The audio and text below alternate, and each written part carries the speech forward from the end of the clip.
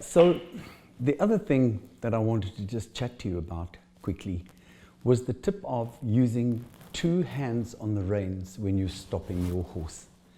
Because it makes so much sense that when you're checking the horse, you are able to use two hands and square yourself up.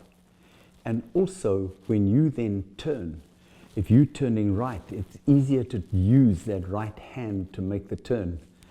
But you've got to do it in a very subtle way, okay?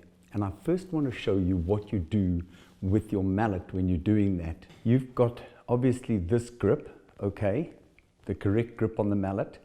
If you just turn your hand over like this and you open your hand, okay? Open your hand and lay the mallet on this knuckle.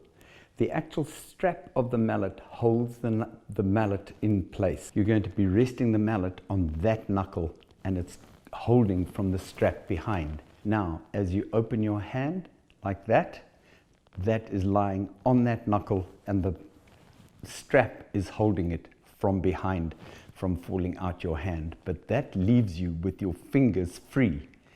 Now, what the fingers free means is that you can hook them in underneath the reins on the right hand side. Now, as you check the horse, you're using two hands to check. If you're wanting to turn right, now you take your right hand back a bit, but as you take your right hand back, your left hand is moving slightly forward. So you're loosening the reins on the left side as you tension the reins on the right side, and that helps to get that nose to the right and help the horse to turn. So just let me get some reins in my hand and show you what I'm talking about from that. Now, as I drop that hand and open my hand as I've shown you, I do that on my right hand reins just in front of my left hand.